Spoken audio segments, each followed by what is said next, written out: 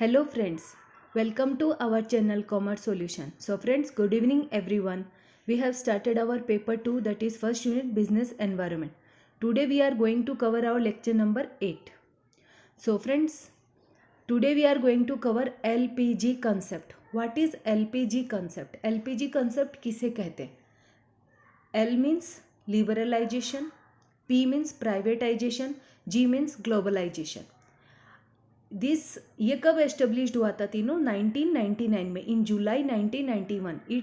This three was the LPG concept when it was come in July 1991 में.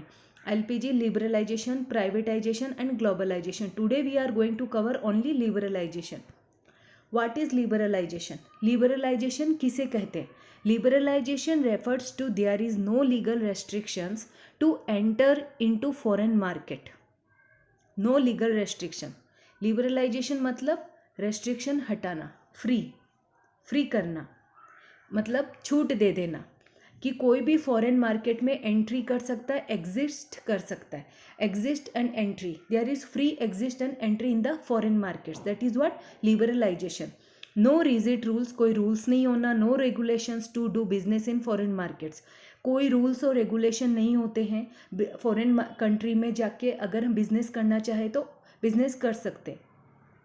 It means removal of all the trade barriers to enter into a foreign market from the government. इसका मतलब क्या होता है कि remove करना, जितने भी ट्रेड बैरियर्स है ना, जो बैरियर्स लगाए हुए गवर्नमेंट के द्वारा, वो सब रिमूव कर देना ताकि फॉरेन मार्केट में इजीली जाके बिजनेस कर सके.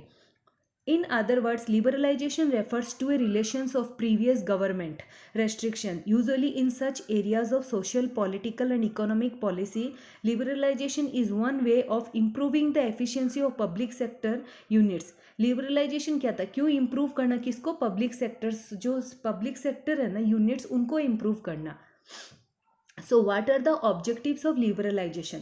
ऑब्जेक्टिव्स क्या? Number 1, to improve our performance, अपनी परफॉर्मेंस को इम्प्रूव करना. Accelerate the rate of industrial development, industrial development को ग्रोथ करना. To ensure better utilisation of capacity, better utilise करना. To achieve economies of scale, achieve करना जो economise of scales है ना उनको. To reduce and in some cases to remove procedural impediments. To reduce and in some cases, जहाँ पर reduce करना, जो टेरिफ्स एंड ट्रेड है उनको रिड्यूस करना, और बिजनेस, ताकि बिजनेस और स्मूथ हो सके. There is free entry and exist of any firm can enter into the foreign countries. To work towards the development of backward areas, जो backward areas है उनके तरफ ज़्यादा काम देना, उनको ध्यान देना, उनको डेवलप्ड करना. To ensure export promotions and substitution of imports. क्या एंश्योर करना? एक्सपोर्ट प्रमोट, ज़्यादा से ज़्यादा एक्सपोर्ट को प्रमोट करना, एक्सपोर्ट में इंक्रीज़ करना, बढ़ोतरी होना एक्सपोर्ट में. और सब्सटीट्यूशन ऑफ इम्पोर्ट्स, इम्पोर्ट को कम करना. तभी तो मतलब कोई भी कंट्री की इकोनॉमिक ग्रोथ होगी ना. अगर इम्पोर्ट ज़्यादा करते हैं तो उससे क्या होता है? अपनी करेंसी बाहर जा रही है और अपने डेप्थ इंक्रीज़ हो रही है. और एक्सपोर्ट, अगर हम लोग एक्सपोर्ट करेंगे ज़्यादा से ज़्यादा तो उनकी करेंसी अपने पास आएगी और डेप्थ भी कम होगा. To increase competitiveness and ensure healthy competition in the industries. Competitiveness को बढ़ाना और हेल्दी कॉम्पिटिशन, एक हेल्दी कॉम्पिटिशन, दो इंडस्ट्रीज के बीच में एक हेल्दी कॉम्पिटिशन होना चाहिए. What is the impact? Impact क्या लिबरलाइजेशन का टू इंडिया, या impact of LPG on Indian business? सबसे पहले private and foreign investments. Private and foreign investment, liberalisation आने से क्या हुआ? The liberalisation as given N एनर्मस to the private and foreign investment. जो प्राइवेट और फॉरेन इन्वेस्टमेंट है ना in the industrial sector, the expansion plans of many Indian corporate both in the private और public sector. जो Indian corporate sector है ना वो private में भी हो रहा था और पब्लिक सेक्टर में भी इंक्रीज हो रही थी लिबरलाइजेशन से. Priority sector and have been receiving massive investment liberalised. Over 80% of the foreign investment have been in the priority sectors. Friends, ये जो लिबरलाइजेशन है, प्राइवेटाइजेशन है, यहाँ से एक क्वेश्चन तो पक्का है, ये 101% श्योर टॉपिक है which are asking by the NTA in commerce exams. जो फॉरेन इन्वेस्टमेंट्स है, प्राइवेट और फॉरेन इन्वेस्टमेंट्स, ये सब क्या हुआ? इंक्रीज होने लगा. Next is what? Increase turnover.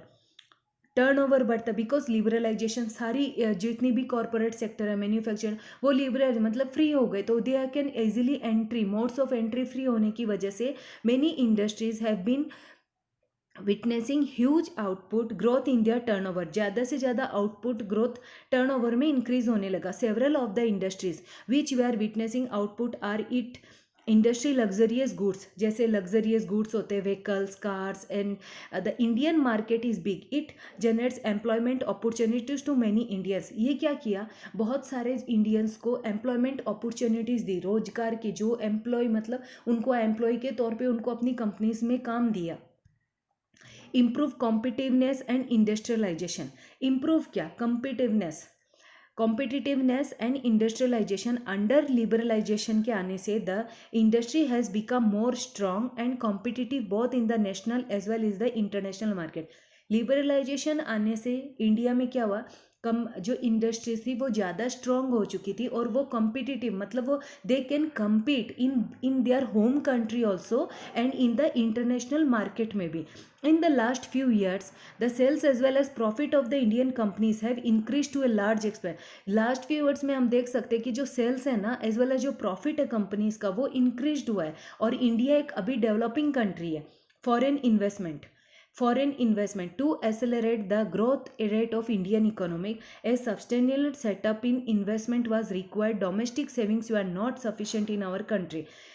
Domestic saving sufficient नहीं थी कंट्री के लिए, तो वो क्या हुआ, फॉरेन इन्वेस्ट. बट लिबरलाइजेशन के आने से क्या होता है, help in boosting foreign direct investment in India, direct FDI, जो कि हम आगे पढ़ने वाले हैं और एक बहुत ही इंपॉर्टेंट कंसेप्ट है और बहुत ही इंपॉर्टेंट पार्ट है बिजनेस एनवायरनमेंट का, FDI, that is foreign direct investment. Liberalisation से डायरेक्ट एफडीआई होने लगी.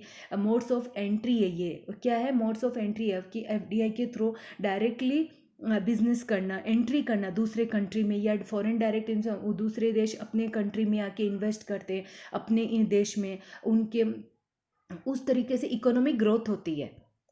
सो फ्रेंड्स, आज के लिए बस इतना ही. If you want to join my Telegram channel then please link is given in the description box. So friends, for today only this much.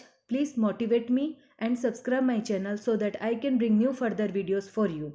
Thank you.